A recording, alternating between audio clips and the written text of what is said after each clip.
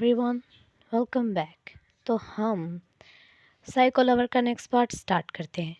हमने last scene में देखा था ईवो को वो पूरी तरीके से टावल में कवर कर लेता है क्योंकि ईवो ने बात लिया था जिसकी वजह से उसे सर्दी भी हो सकती है। तो फिर वो कहता है बेबी मैं तुम्हारे लिए मिल्क गर्म करता हूँ, तुम जाकर लेट जाओ। बट ईवो जो कि बिल्कुल भी नहीं इसके लिए रेडी था, वो बस अब किंग ने उसे उठाया हुआ था और उसने किंग को पूरी तरीके से हक किए हुए था।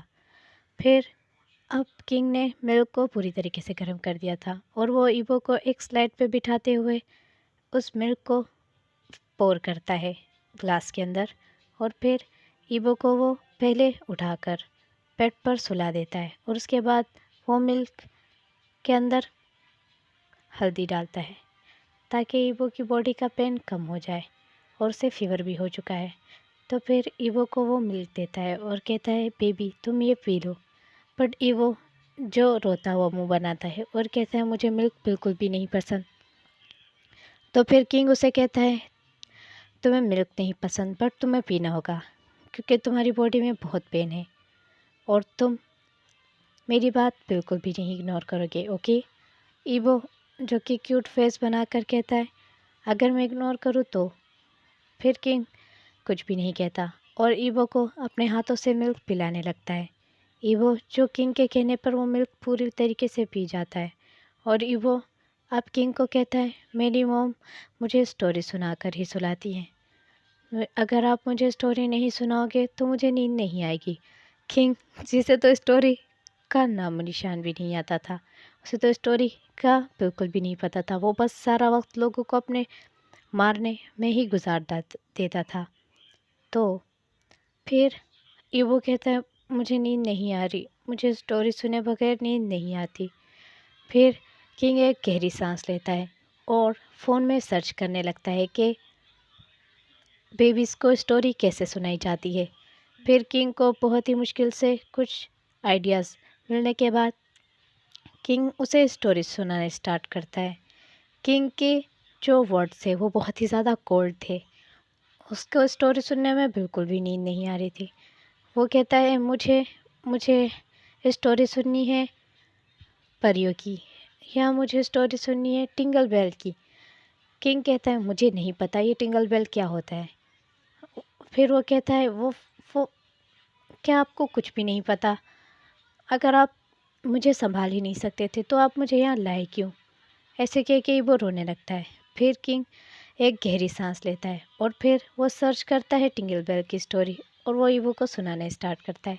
ईवो जो उसे हक किए हुए वहीं पे सो जाता है उसके चेस्ट के ऊपर।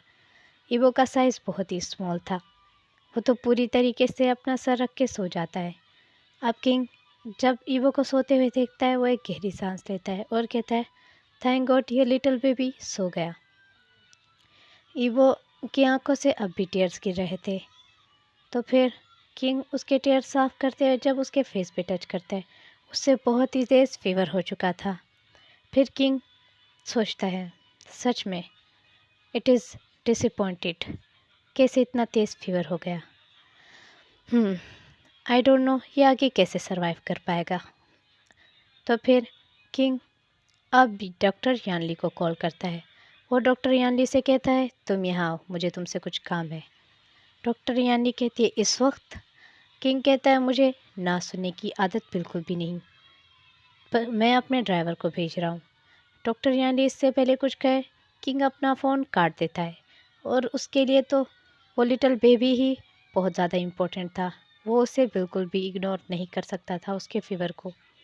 और वो फिर जो हमारी डॉक्टर यानली है वो उसे ड्राइवर ले आता है और डॉक्टर यानली कहती है कहाँ फंस गई मैं इस गैंगस्टर के चक्कर में, इसका जब भी दिल चाहता है ये मुझे उठवा लेता है और अपने इलाज के लिए मुझे यहाँ बुलवा लेता है। तो फिर अब किंग बहुत ही अच्छे ड्रेसअप में था और वो सोफे पर बैठा हुआ था अपनी एक टांग पर दूसरी टांग रख के, और वो कहता है तो तुम आ गई। तुम्हें नहीं लगता कि तुम आजकल बहुत ज़्यादा लेट करती हो मेरी कॉल को उठाने में? अगर तुमने अगली दफ़ा 5 सेकंड में कॉल नहीं उठाई तो मैं तुम्हें इस दुनिया से ही उठा दूँगा। डॉक्टर यानी कहते ये अपनी जो बातें हैं ये दूसरों को बताना, मैं तुमसे बिल्कुल भी नहीं डरती।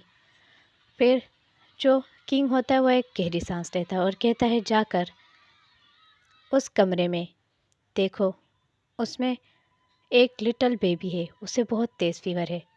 फिर डॉक्टर यानली कहती है, ठीक है मैं जाकर देखती हूँ, तुमने फिर किसे मारा है। फिर ईवो जब वो कमरे में जाती है तो वो देखती है एक लिटिल किटी टाइप बेबी, जो कि पूरे के पूरे टॉवल में कवर था। उसका पूरा फेस भी नहीं दिख रहा था, सिर्फ उसका छोटा सा फेस ही दिख रहा था, जिसमें उसकी आइज़ और थोड़ा सा माउथ दिख रहा था। वो फिर जब करीब आती है और वो थोड़ा सा गौर करती है, वो सिर्फ एक लिटिल बेबी लग रहा था।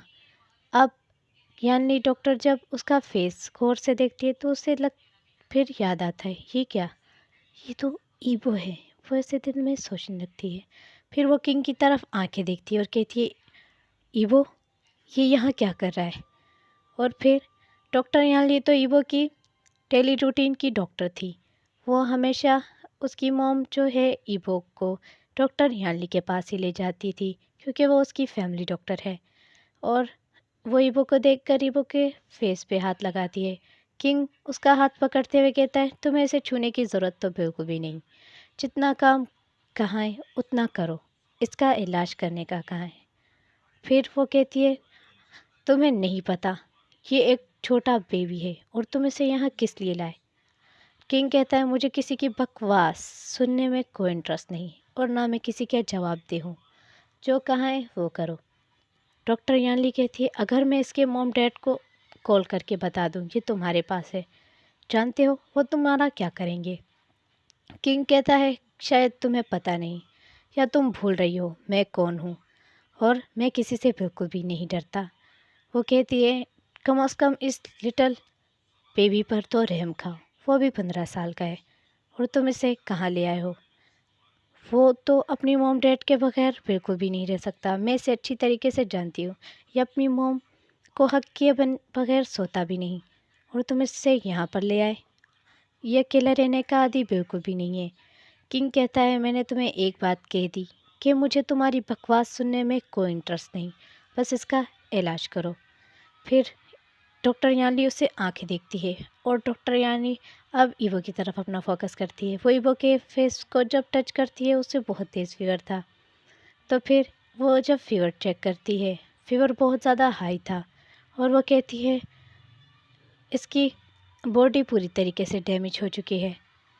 वो गुस्से से अब जो किंग की तरफ देखती है और कहती है, सच में तुम एक डेवल हो, तुमने इतने लिटिल छोटे से बेबी को हर्ट कर दिया। मुझे लगता है कि इसे हॉस्पिटल में लेकर जाना हो, ज़रूरत नहीं है इसे हॉस्पिटल लेकर जाने की, तुम इसका इलाज यहीं पर करो। ऐसे कह के किंग अपना मुंह बना लेता है बहुत ही ज़्यादा गुस्से में। और फिर डॉक्टर यानली जो ईवो को चेक करने लगती हैं। ईवो को जैसे ही वो उसके बॉडी को थोड़ा सा मूव करती हैं, ईवो पूरी तरीके से रोने लगता है और अपनी बेली को टच करके पूरी तरीके से रोता है। फिर डॉक्टर यानली समझ आती है कि किंग ने क्या किया है। तो फिर डॉक्टर यानली अब किंग की तरफ देखने लगती हैं और फिर वो ईवो के वो किंग को कहती है कि तुम ईवो को मेरे साथ कुछ देर अकेला छोड़ दो, मुझे इसका चेकअप करना है। बट किंग जो कि बिल्कुल भी जाने के लिए रेडी नहीं था। फिर वो कहती है, क्या तुम नहीं चाहते उसका दर्द कम हो जाए।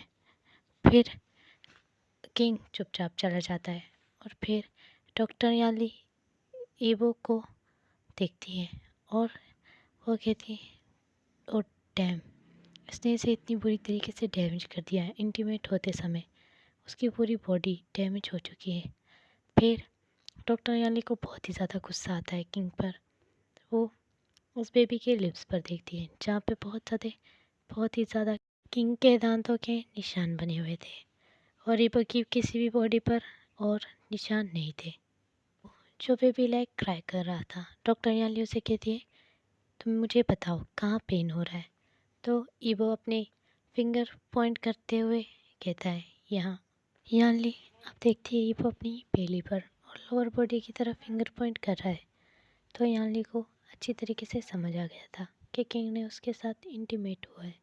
तो फिर ईवो को वो कहती है, बेबी क्या तुम्हें बहुत ज़्यादा पेन हो रहा है? ईवो हाँ में सर हिलाता है। फिर डॉक्टर यानली उसके लिए कुछ मेडिसिन और उसे कुछ दवाई देती है। और फिर डॉक्टर यानी ईवो को प्यार से अपने पास बिठाते हुए कहती है, ईवो मेरी बात सुनो, क्या तुम्हें पता है तुम्हारे साथ क्या हुआ है? ईवो जो कि बहुत ही ज़्यादा कंफ्यूज हो जाता है और ना में सर हिलाता है। फिर डॉक्टर यानली एक गहरी सांस लेती है और फिर डॉक्टर यानली कहती है, तुम यहाँ क्यों आए? ईवो चुपचाप कोई भी जवाब नहीं देता और ईवो रोने लगता है। फिर डॉक्टर यानली कहती है, तुम्हें पता है तुमने कितनी बड़ी गलती की है? फिर ईवो बहुत ही ज़्यादा कंफ्यूज लुक से और क्वेश्चनफुल आई से उसकी तरफ देखने लगता है। इससे पहले कि डॉक्टर यानली ईवो को कुछ बताए कि कमरे में आ जाता है और कहता है, अब तुम्हें जाना चाहिए। तो फिर डॉक्टर यानली किंग को देखते हुए कहती है, तुम सच में एक एनिमल हो, तुमने उसके साथ रेप किया? तो किंग कहता है, तुम अपने काम से काम रखो, ईवो बेबी सो जाओ। और ईवो थोड़ा सा डर रहा था किंग और उसकी भेस से। ईवो जल्दी से अपने आप को ब्लैंकेट में कवर करते हुए सोने लगता है, लेकिन ईवो सुन रहा था। और डॉक्टर यानी कहती है, तुम्हें इसकी सज़ा मिल सकती है, वो सिर्फ अभी 15 साल का हुआ है, वो बहुत छोटा है इस सब के लिए, और तुमने उसका फ़ायदा उठाया। ऐसे कह गए। अब ईवो को उसके मोम की कही हुई बात याद आती है कि बेबी तुम्हारा कोई भी फ़ायदा उठा सकता है, क्योंकि तुम्हारी बॉडी में कुछ स्पेशलिटीज़ हैं। उसको देखते हुए तो तुम किसी को खुद को टच मत करने देना। फिर ही वो थोड़ा सा डर जाता है और उसको बातें याद आने लगती हैं अपनी मोम की कही हुई, लेकिन उसकी मोम ने उसे पूरी तरीके से एक्सप्लेन नहीं किया था, तो वो कंफ्यूज था। अब किंग जो है यानली के गले को पकड़ लेता है अपने हाथ में और उसके गले को पूरी तरीके से दबाने लगता है। यानली जिसकी आंखों से आंसू आने लगते हैं और वो कहती, छोड़ो। फिर वो जो है अपने फेस से ब्लैंकेट हटाता है और कहता है, किंग ये आप ऐसा मत करो, डॉक्टर यानली को इससे पेन होगा। फिर किंग अपने बेबी को देखकर डॉक्टर यानली को छोड़ देता है और वो कांसने लगती है पूरी पूरी तरीके से और गहरी गहरी सांसें लेने लगती है। और फिर वो डॉक्टर यानली को कहता है, माफ़ी चाहता हूँ, बट तुम अब जा सकती हो। तो फिर अपने गार्ड्स की तरफ इशारा करता है, जो उसके गार्ड्स हैं वो डॉक्टर यानली को ले जाते हैं और उसे छोड़ देते हैं। फिर किंग अपने बीवी के पास आता है, जो थोड़ा सा डर गया था। उसके फेस पे अपने हाथ को सहलाते हुए कि बेबी क्या तुम्हें लगता है मैंने तुम्हारे साथ कुछ गलत किया? ईवो नाम है सर हिलाता है और किंग को हक कर लेता है। ईवो नहीं समझ पा रहा था किंग उसके साथ क्या कर रहा है।